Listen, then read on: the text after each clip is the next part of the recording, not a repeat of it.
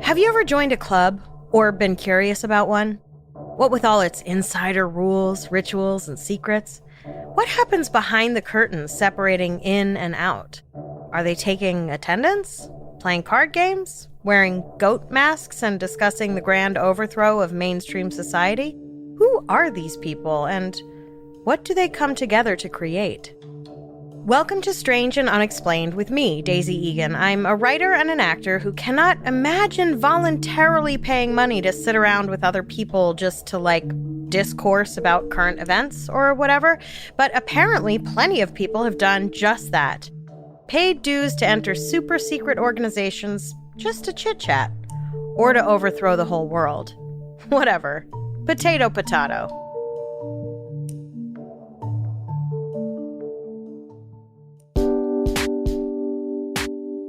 One thing I've learned about human beings since starting this podcast is that we really hate secrets. Another thing I've learned is that we also love secrets. We really don't like feeling like they are keeping things from us, but if we think they are, we love trying to figure out what it is. And most of the time, the things we come up with are pretty wild.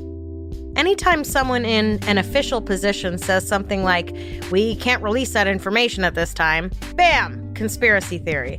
From vast populations of secret underground alien lizard people who eat children to Manchurian candidate-style government mind control programs, our ability to fill in the blanks outlandishly is second to none.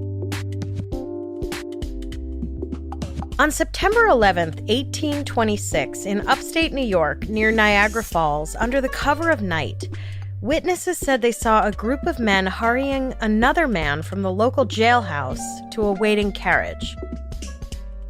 The man cried out, "Murder!" just as the carriage sped away. The man was Mr. James Morgan, a man of not much consequence until his abduction from the local jail would not only cement his own place in history, but would also change the trajectory of this country.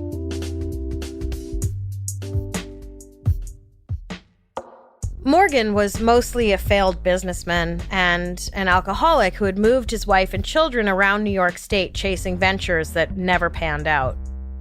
Rumors quickly began to fly about who took Mr. Morgan and what happened to him. And, as rumors are wont to do, they grew with each telling. It wasn't long before the story was that Morgan had had his throat slit from ear to ear and his tongue cut out in a Masonic ceremony. But what would the Masons want with some inconsequential guy with nothing but a string of failed business ventures to his name? Well, it turns out that the Masons had become a target of Morgan's ire. At some point in the months before his abduction, Morgan had met David C. Miller, publisher of the Republican Advocate, a newspaper that was frequently critical of New York Governor DeWitt Clinton, who was not only a member of the Masons, but had been Grand Master of the Grand Lodge of New York, making him the highest-ranking Mason in the country. Now, if you're like me, which is to say, awesome, but also relatively ignorant of the history of the Masons and Freemasons, you might be wondering why anyone would have a gripe with an organization of Masons. Aren't Masons just like bricklayers? But, of course, as much as we like to nap, it would take being in a coma to have not heard at least a whisper or two about the Masons, or the Freemasons, and the mystery and therefore conspiracy that has surrounded them for hundreds of years. So let's rewind a little to dig into what exactly the Freemasons are.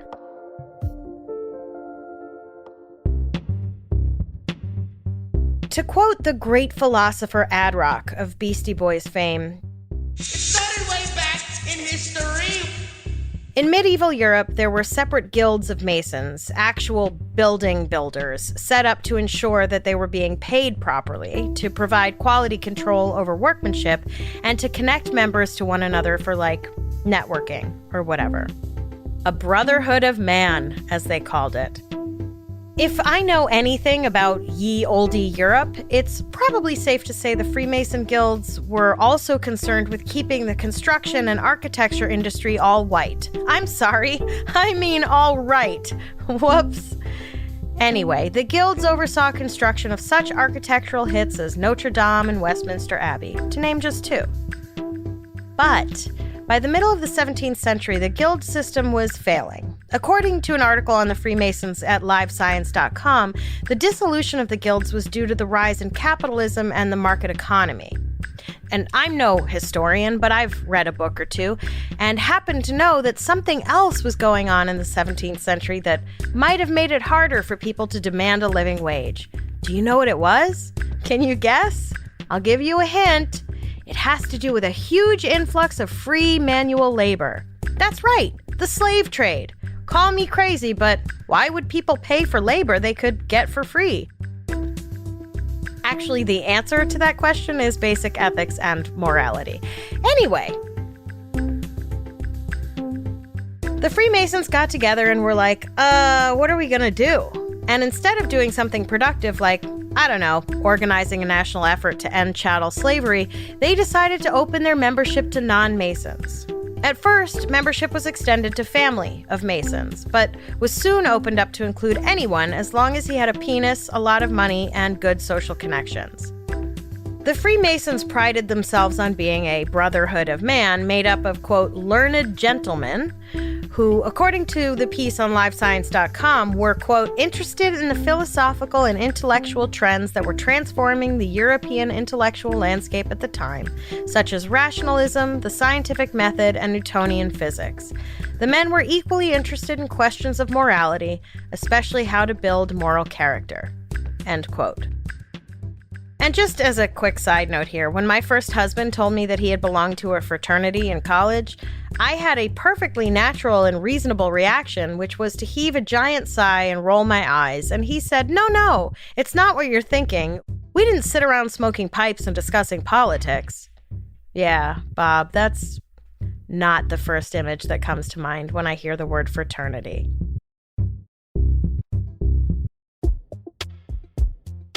But the Masons actually were that kind of fraternity, or at least that's what they wanted people to believe. Such was the reputation of the Freemasons in 1826 in upstate New York when failed businessman James Morgan and struggling newspaperman David C. Miller met and nursed each other's resentments toward the elite ruling class. This was less than 100 years after the signing of the Declaration of Independence, which had incidentally been signed by up to 21 members of the Freemasons fraternity, including Benjamin Franklin and George Washington. To men like Morgan and Miller, who would never qualify for membership, it seemed pretty obvious that the Freemasons were an elitist group that needed to be taken down a peg or two. And not for nothing, but how did the Masons manage to finagle one of their weird, culty symbols onto our nation's paper money? Nothing says trust your government like the fucking eye of Sauron staring at you while you're just trying to get your morning after pill, you know? So, Morgan and Miller pulled a classic Starsky and Hutch and infiltrated the local chapter of the Freemasons, supposedly documenting weird ceremonies and rituals. In August of 1826, Miller teased an upcoming story in his paper that would uncover what they'd discovered about the Freemasons.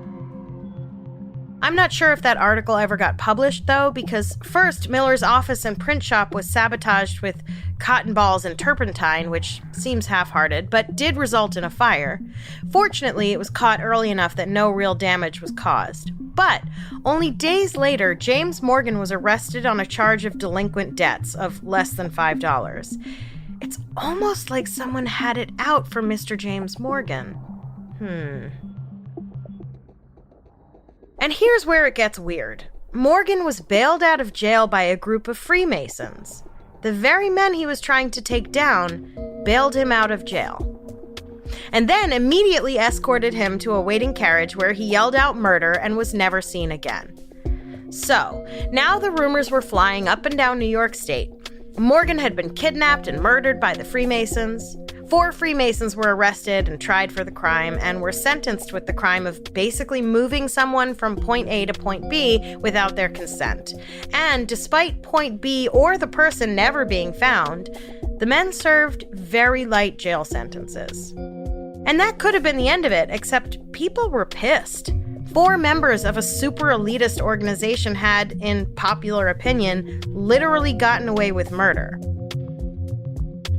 An anti-Masonic fever swept through those early states, leading to the first third party in American history, literally called the Anti-Masonic Party.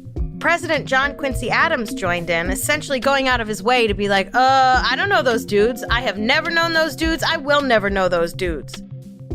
Anti-Masonic candidates were sweeping seats. And the Anti-Masonic Party was the first party to hold a convention, meaning without this whole weird abduction in the night of a man of no consequence, we might be free of the whole nightmare that is presidential conventions. And all of this is particularly strange when you consider at least 14 U.S. presidents were Freemasons, that we know of.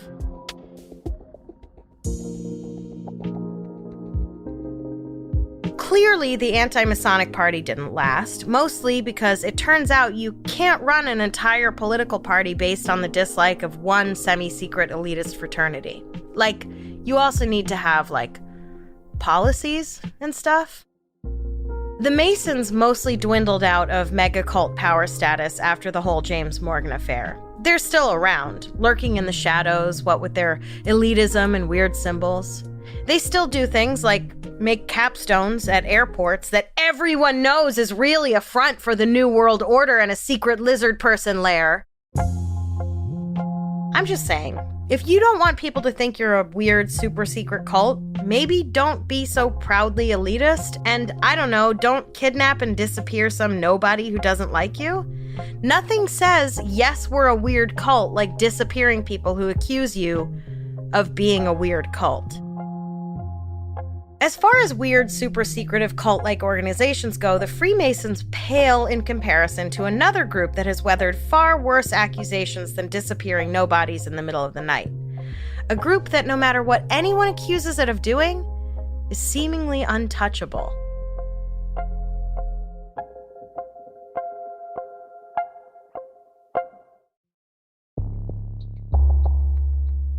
I'm going to start with a quick caveat about this section. It's hard to talk about the Illuminati without falling down a seriously deep and deranged rabbit hole of not so thinly veiled anti-Semitism and racism.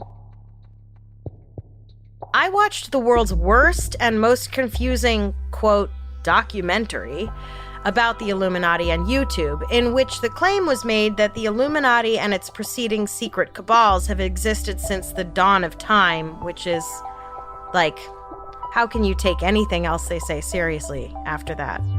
Also, no joke, at one point the narrator said that an arm of the Illuminati called the Order of the Assassins had spread throughout India and, quote, gave the British Empire a lot of trouble in India, end quote.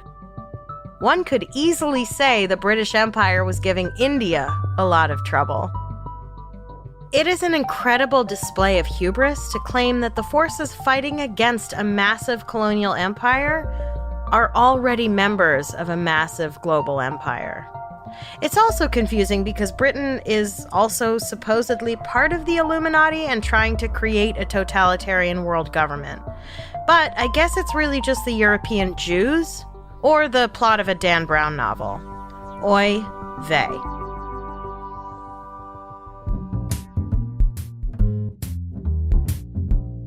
So, the official story of the Illuminati, the one they want you to believe, is that it was founded in Bavaria in 1776 by Adam Weishaupt, a Jewish philosopher and civil law professor who had some notes for the Catholic Church.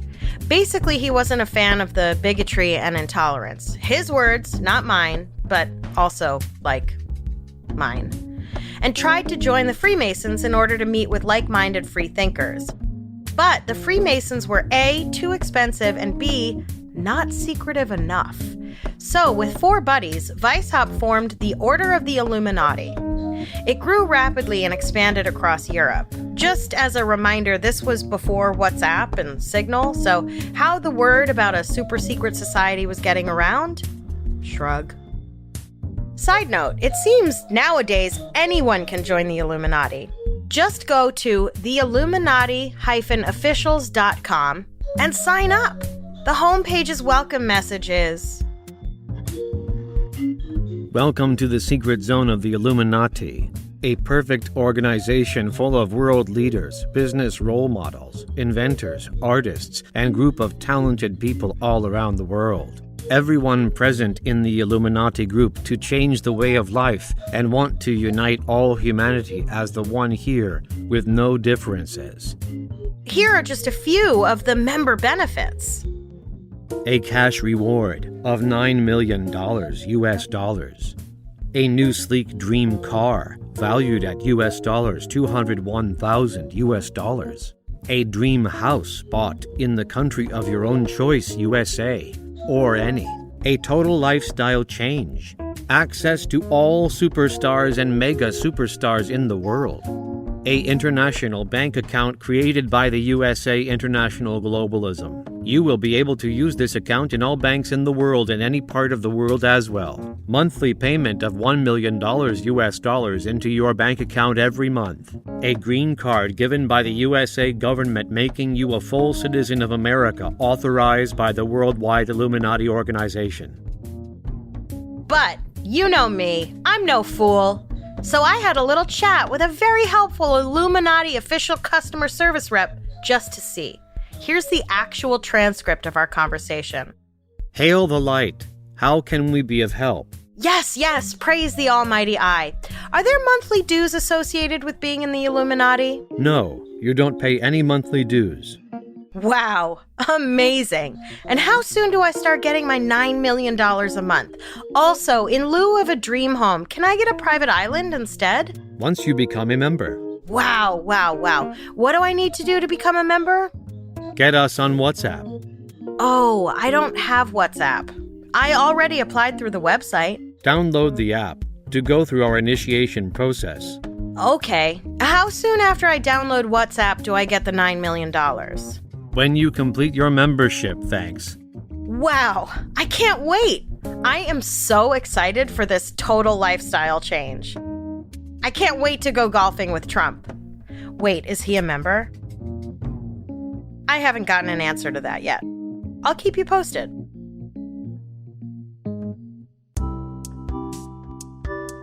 It's worth noting that the original Illuminati had some weird rules, like not trusting anyone over the age of 30 because they were too set in their ways. So basically, they were the precursor to Gen Zers. Also, they had a weird hierarchy system, used pseudonyms and symbolatry, and there were reports of strange rituals and ceremonies. Inevitably, the powers that be, namely the Catholic Church, were like, "Not today, Bob," and literally outlawed membership in the Illuminati, punishable by death. This all took place in the span of about 2 decades. But that was enough time for the seed to be planted, and already conspiracy theories around the Illuminati began to spread, including the rumor that the Illuminati was somehow involved in the French Revolutionary War. Over in the United States, President George Washington was like, this Illuminati thing is dangerous. It's too secretive. I don't like it. Now, if you'll excuse me, I have a Freemasons meeting to attend. Or do I? And so, even though the group itself was largely defunct, the cult of personality around it had already taken hold. And then, in the 1960s, a guy named Robert Anton Wilson and his buddy Kerry Thornton took a bunch of acid and decided the world was getting too uptight and authoritarian, so they decided to shake things up. According to a piece about this on BBC.com, they wanted to bring chaos back into society to shake things up. And the way to do that was to spread disinformation, to disseminate misinformation through all portals, through counterculture, through the mainstream media, through whatever means. And they decided they would do that initially by telling stories about the Illuminati. That was my best BBC impersonation. Thank you very much. Unfortunately, as is often the case with satire, people took the stories seriously. Rather than use them as an invitation to think critically about the world around them, a lot of people were like, well, turns out we're all being controlled by a cult. That opinion has held on and grown so much that according to Statista.com, quote, 9% of the American population strongly believe that the Illuminati control the world, while another 12% somewhat believe the Illuminati control the world. That's a lot of percent. Then again, I've read that 14% of Americans believe dinosaurs and people lived at the same time. So, when you start to read about the conspiracy theories connected with the Illuminati, it gets interesting. It would be one thing if the only conspiracy surrounding the Illuminati is simply that they want to take over the entire planet. But when you start looking into the many, many insane things people believe about the Illuminati, things get strange. So, after the break, I'll lead you down one particularly windy and bizarre Illuminati road. Put on your tinfoil hats because here we go.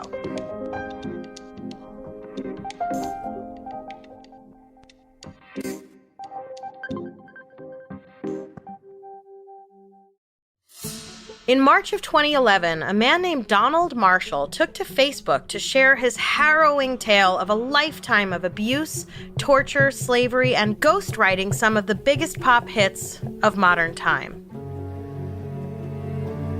Deep breath. Donald claimed that he was sold to the Illuminati when he was 5. And, for the record, according to Donald, the Illuminati is actually a collective organization made up of the Freemasons, Scientologists, and Vril, which is another secret society based on a sci-fi novella written in the 1800s that honestly deserves its own episode because it's full-on banana split territory. According to Donald, the Illuminati is running a massive, super-secret cloning operation. The clones serve multiple purposes. The first, of course, is medical. Obviously, the best way to treat any kind of organ failure is to just replace the failing organ with your throwaway clone's organ. Duh. Also, if a famous person dies, no worries, just replace them with their clone. Why didn't they do that with Betty White? Almost any pop star you can think of, clone. In fact, most pop stars have several clones. I guess pop stars are like IKEA furniture, not built to last, but cheap and so easily replaced. The second purpose these clones serve is for entertainment. According to Donald's Facebook expose, some very famous and politically powerful people all getting together for a disgusting time.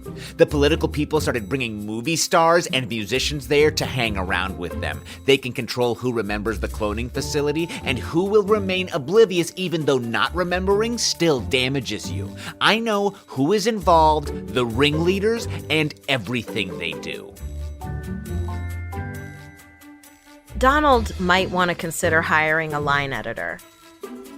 Donald goes on to say these political people and celebrities sit there in their stands of an unused arena smaller than a hockey rink but can still seat between 300 and 400 people with dirt in the center where the ice should be. They have frightened clones of children go into the middle to be victimized for a bizarre, disgusting spectacle, sometimes having animals, like dogs, have sex with them while a man holds the leash so it won't bite them on the back of the neck, which I've seen happen before. They all try to outdo each other in their levels of depravity. To be evil is cool to them.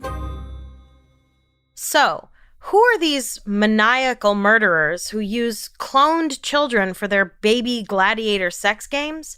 Well, to name just a few, almost all of the members of the G20, former German Chancellor Angela Merkel, Barack and Michelle Obama, Vladimir Putin, Mila Kunis, who Donald alleged stabbed him for saying, "She has enormous eyeballs and looks like a lemur." Which is harsh, but you sort of have to give him points for creativity there. Robert Downey Jr., Winona Ryder, Kurt Russell, Tia Maria, Kenny Rogers, who was, Donald will have you know, Queen Elizabeth's sex slave, and of course, Queen Elizabeth herself, who basically is the Grand Master of the whole operation.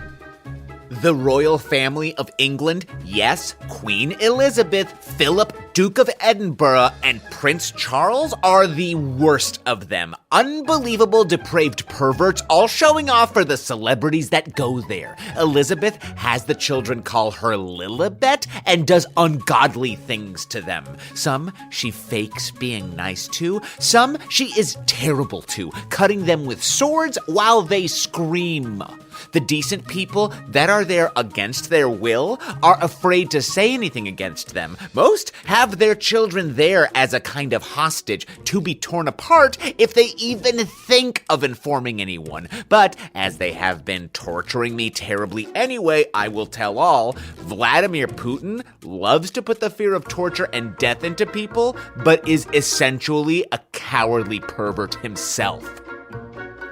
Most of the famous people are ashamed to speak or be seen by me there very much, as they're ashamed of the perverse and disgusting gatherings.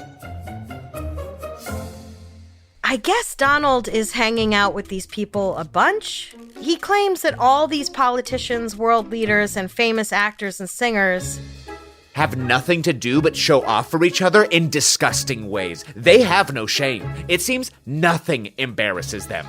This is a world emergency. So, the next time you're wondering why there's never any real social or political change in this country, it's because the powers that be have nothing to do but abuse children for sport.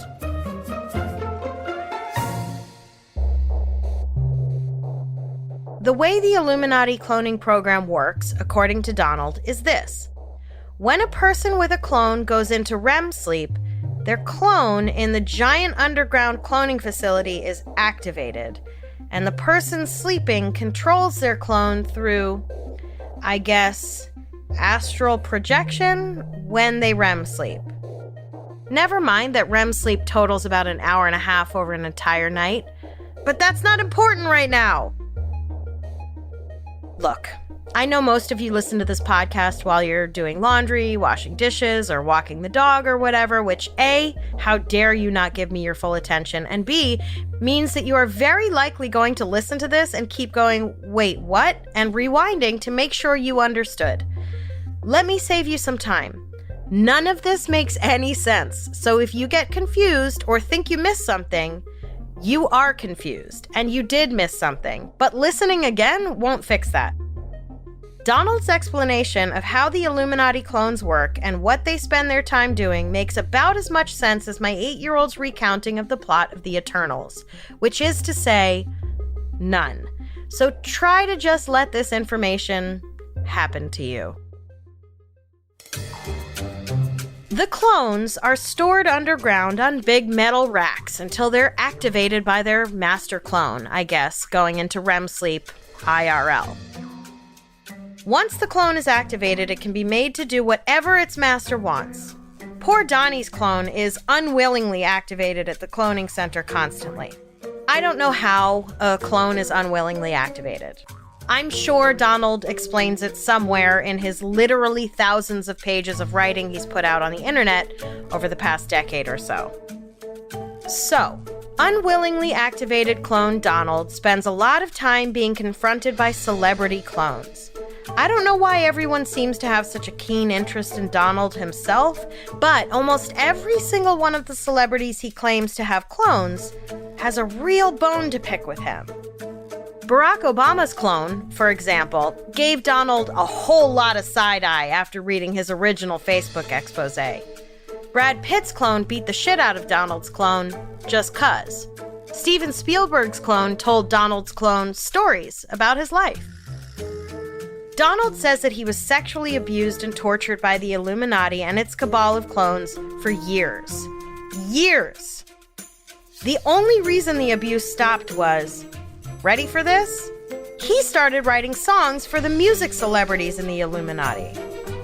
I bet you didn't see that one coming.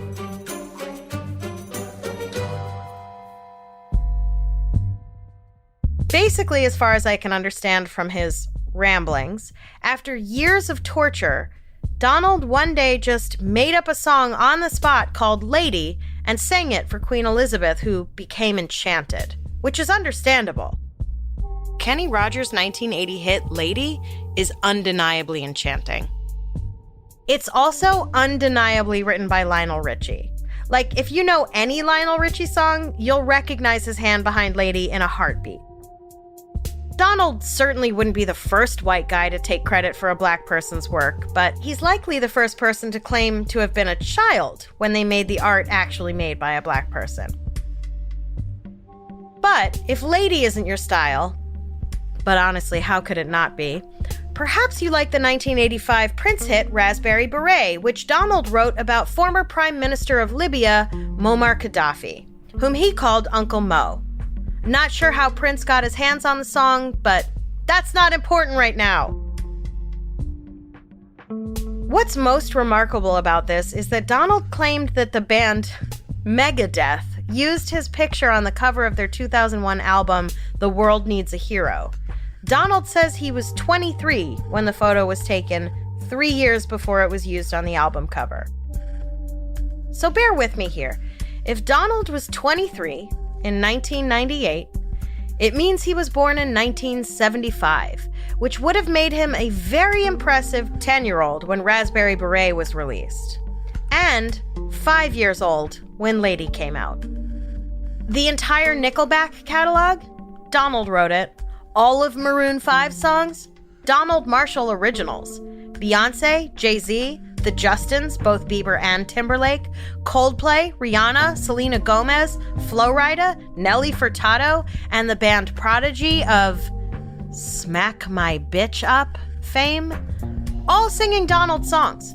Also, Madonna, who for some reason he lists as Nicole Leone, aka Madonna, and Fiona Apple, whom he calls a weirdo and rotten and a filthy gutter tramp. I get dibs on that band name. Listen, if it's true that he wrote Fiona Apple's songs, that means I need to believe that the person who wrote one of the best song lyrics of all time, quote, he said, "It's all in your head," and I said, "So's everything," but he didn't get it, end quote, also wrote this. You may ask, why won't they just kill me before I send this document everywhere? It's because I've done so much since age 5, no one wants to be responsible for my death. They've said I'm the New Age Jesus, which I'm not, and they've said I'm the Antichrist. Also, the Jewish people there are more of them there than anyone else, called me the Mishiach. I didn't know what that was, so I looked it up on the internet. It means Jewish Messiah. Also, which I am not. Oh, so you can Google Mishiach, which is actually not a word, but not what is Madonna's original name or how old would I have been in 1977? Here's one last Donald nugget. In 2013, Donald posted this on Facebook. Miley Cyrus was talking at the cloning center last night, saying that she is going to be needing songs and that I will be making them. I said, no, I'm not going to be making any more songs. She said, yes, you will. I said, Miley, you are going to be in some lot of trouble in future for keeping silent about an alien body snatching crisis. She said, I'll just say I was scared. Aliens, hello. And she chuckled. I said, yeah, but how long do you remain silent? 10 years? 20? What are you going to tell people? She said that I was scared. I then said, are you going to tell people that your fear of Brill caused you to stand in front of me with a knife and demand songs or you'd stab me? She hesitated, looked around at the stands as if looking for an answer, then, through gritted teeth with slitted eyes, you're going to die, motherfucker, in like a whisper. I said, That's some appreciation. What can I even say about that, strangers? Now, look, it is hard to talk about Donald's claims for a few reasons. One being that Donald is very clearly battling some mental health issues. I'm no psychologist, but I play one on this podcast. And secondly, these claims are outlandish and hard not to laugh at. So weighing the validity of Donald's posts is useless. Balancing the humor of it all with genuine concern is altogether exhausting. Of course, that's just what the Illuminati wanted all along. Damn, thwarted again. I will say one thing I've learned about these secret societies while researching this podcast is that they don't do a very good job of remaining secret. I mean, the details of what they're up to are certainly vague, but we all know they're out there. And honestly, some of them seem pretty sensitive about any shade thrown their way, what with the retaliatory abductions and all. It begs the question, why be so secretive about your secret, not-so-secret society? Listen, if you don't want people assuming you're breeding clones for funsies, maybe just be upfront about your intentions? I don't know. Maybe the air of secrecy these groups cultivate is actually just there to hide the fact that their members aren't doing anything much more interesting than the rest of us. Which is to say, these culty groups only have as much power as we give them. Maybe power and intrigue are in the eye of the beholder and not in the weird eye floating in a pyramid. As Beyonce says, y'all haters corny with that Illuminati mess. Next time on Strange and Unexplained with Daisy Egan, don't eat while you're listening to the episode, because I'm going to introduce you to Typhoid Mary, a woman whose obstinate refusal to wash her hands landed her in the history books. We have a lot of fascinating and bizarre stories to share with you this season, but we want to hear your episode suggestions as well. If you have an idea for something we should cover, whether it's a well-known case or something that happened in your town that the world hasn't heard about yet, go to our website, strangeandunexplainedpod.com, and fill out the contact form. Strange and Unexplained is a production of the Obsessed Network and is produced by Becca DiGregorio and Natalie Grillo. This episode was written by me, Daisy Egan, edited by Eve Kerrigan, and researched by Jess McKillop. Our audio editor and mixer is Jennifer Swatek. Our voice actors for this episode were Ryan Garcia and Luther Creek. Our social channels are run and managed by Amy Sapp. A complete list of our sources for each episode is available on our website. If you like our show, help us out by rating and reviewing us on Apple Podcasts. Follow us on Instagram and Twitter. We are at SNUPod. And check out the Strange and Unexplained with Daisy Egan Facebook group to join in the conversation.